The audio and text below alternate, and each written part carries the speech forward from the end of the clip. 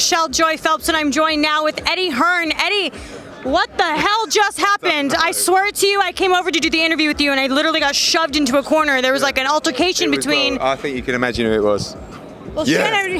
Look at him. I think it was Shannon Briggs and Vidal Riley having a little pre-fight fight. Didn't he push Amir? Who? Amir, the one that works with Badu Jack and KSI. No, that was originally. Then it was something else over there. Oh, okay. So yeah, it's all fine. It was only handbags or whatever they call it. You know, but yeah, all good. What do you make of all of this sort of chaos? Because I mean, we get this occasionally in boxing, but not quite like this. The problem is that it's our job. It's everybody's job to hype things, and when you hype things, you push people to the edge, right? So like, you all want hype, you all want that drama, but eventually these guys like Shannon and even KSI and Logan Paul, who aren't fighters, you get to a stage where you're ready to explode, and that's almost the perfect timing to make the fight happen, i.e. tomorrow. So this was maybe a little bit early for that, but I just want to make the fight now because it is getting a little bit, everybody's getting a bit. We did a face-off with Logan and KSI, and it was just a bit, and they're not fighters, like if they were fighters, real fighters, then they would have actually gone at it by now, and they've been in an environment for a long time, 12 weeks around boxers. They've been sparring, they've been training 3 times a day, and I see the people saying, oh, he said you're not a real fighter. They're not really real fighters. They're entertainers who are trying to be trained as fighters. Right. That's what it is. And you shouldn't take this too seriously. Like people saying, oh, it's not real boxing. It's like, no. Understand what it is. These guys have trained since their first fight to improve. The whole world is watching. We've got World Championship boxing as well on the card. But ultimately, everything gets real tomorrow night for these guys. And I think they'll wake up tomorrow morning and go, shit, we're fighting tonight at the Staples Center. Yeah. Waking up shitting bricks. Yeah, basically. Well, you said that, not me. So I'm hearing that, and hopefully, Ed. Yeah. Well, go on. You could. How are you? You could. Good. Looking forward to it. Yeah. You can give me a little nugget here, yeah? Because there's a bit of information that you have that could really help me out. Really? Right now. Go on. So I'm hearing that you said that there had been some A-list celebrities. I'm not telling you. I promised I wouldn't tell. I promised that I wouldn't tell these people.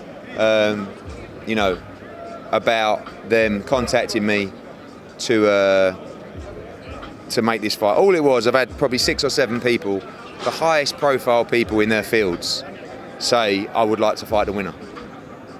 Okay. But don't say anything. Let's see what happens, and we'll talk. You said in their fields, so that's other YouTubers. No. It's not YouTubers. It's guys in music, sport, and films. Can't drop that nugget, can you? Because I promised I wouldn't say it. Like, it's not. I think it's just, you know what it is? People are looking at it like they're intrigued by it. These people, of course, they realise there might be a few $1 million to make, but it's more like, I fancy doing that, Like training to be a fighter is fun, it gets you in shape, it's good for the mind. But ultimately, you've got to be, I don't want to start doing fights with people that aren't very good. Do you know what I mean? And like, these people can fight a little bit. So we'll see. You've seen them do it before. Yeah, exactly. And it was okay. It was okay to work. I don't want to see like 2 guys going in like, Is this a sellout? No, Is it a sellout? No, we still have tickets available.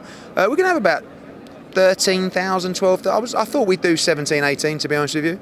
What we are seeing is the audience and the pre-subscription buyers are at a level way beyond what we saw for the last fight.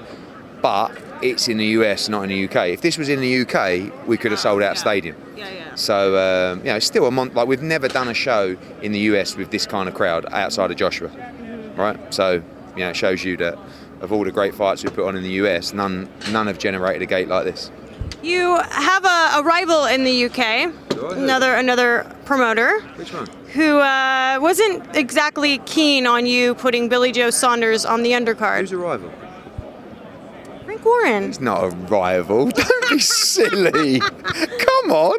That's like the little shop in the village and like Tesco's. That's what you're talking. That's the difference between those.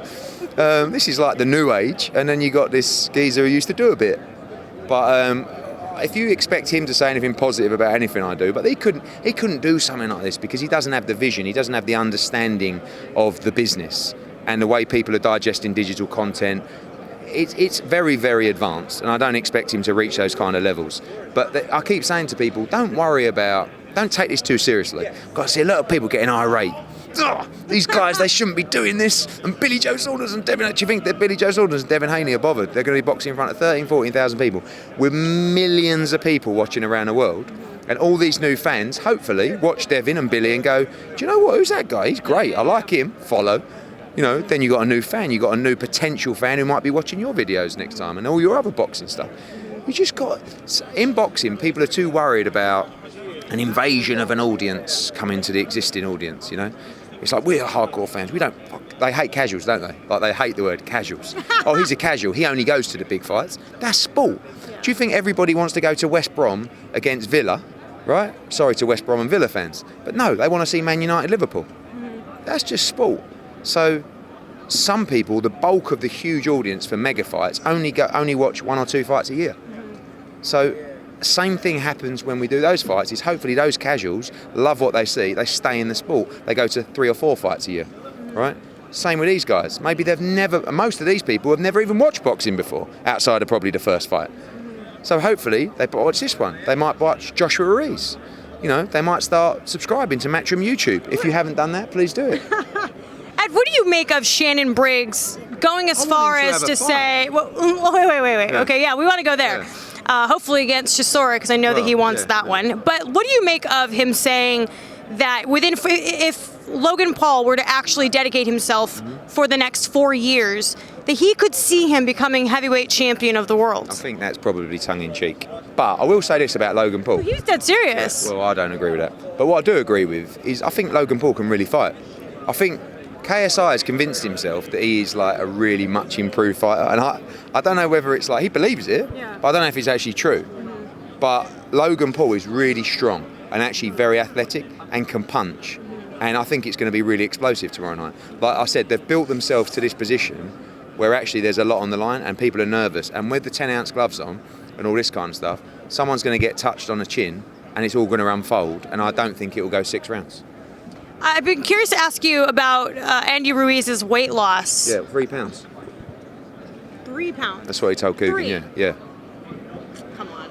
No, it's true. I mean, look. There's no way he lost 3 pounds and he looks like that. No, because some pictures are taken at different angles. I do it all the time. Me too. I'm not gonna lie. I do too. Hey, it's yeah. And then the twist. Yeah, well, the twist. I don't do the twist, but I do that one. You know. The twist works. Does it? Okay, I'll do that one tonight. Only 3 pounds. Yeah, that's what he said to Coogan. Yeah, but I don't think if he comes in half a stone lighter, whatever. It's not going to make a difference. Like if he could come in 7 pounds heavier, 7 pounds lighter. The fight's the fight. It's down to AJ. If AJ puts in the performance he should put in, I believe he wins the fight. Now we know that at this point there are 2 mandatories for whoever the winner is. We have the Alexander Usyk and we have Pulev. Which of the 2 is more than likely to land the first fight against the winner? I hope that actually people, the governing bodies get together. So we really want the undisputed championship to be fought for. So I hope they can work it out. But there's a good chance that someone that might be fragmented somewhat, and yeah. Lastly, I know we got to go, but Deontay Wilder, we know that he wants the winner. Well, he wants the winner now. Well, he spent 2 years not wanting to fight Anthony Joshua, now he wants to fight Anthony Joshua. Whatever, he can do his thing, we're doing our thing. The only thing that matters is December 7. It's the fight of the year, it's the heavyweight fight of the year, it's the heavyweight fight of the decade. It's one of the biggest fights in heavyweight history. Don't worry about that. Focus on December 7. AJ against Ruiz in Saudi Arabia, live on DAZN, Sky Sports box office in the UK. And if you haven't subscribed to DAZN yet, what the fuck are you doing? Over and out. All right, thank you, Ed. Appreciate it. Bye, Fight fans.